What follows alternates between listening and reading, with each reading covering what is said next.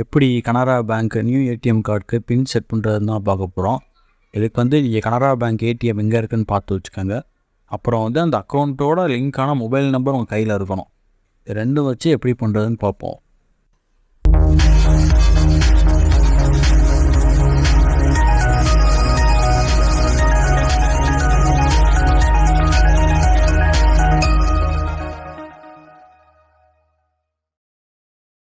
First அந்த கார்டில் chip இருக்க பக்கமாக உள்ளே இன்சர்ட் பண்ணிடுங்க ஏடிஎம் கார்டில்.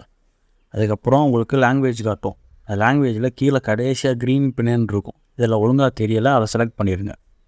அதுக்கப்புறம் திரும்ப லாங்குவேஜ் காட்டும். உங்களுக்கு எந்த லாங்குவேஜ் வேணுமோ செலக்ட் பண்ணிடுங்க.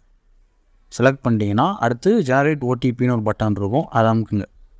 உங்கள் பேங்க் அக்கௌண்ட் நம்பரோட கடைசி 4 நம்பர் போட சொல்லுவாங்க. அதை போட்டு கரெக்டுங்கிறத கிளிக் பண்ணிடுங்க. அப்போ உங்கள் பேங்க் அக்கௌண்ட்டோட லிங்க்கான மொபைல் நம்பருக்கு ஒரு ஓடிபி போகும். அந்த மொபைலில் பார்த்தீங்கன்னா ஓடிபி வந்திருக்கும். அதை பார்த்து இதை போட்டு கரெக்டுன்னு கிளிக் பண்ணிட்டீங்கன்னா முடிஞ்சிச்சு. நெக்ஸ்ட்டு பார்த்தீங்கன்னா உங்களை நியூ பின் போட சொல்லுவாங்க. உங்களுக்கு எந்த பின் வேணுமோ போட்டு அதே திரும்ப ரீகன்ஃபார்ம் பண்ண சொல்லுவாங்க.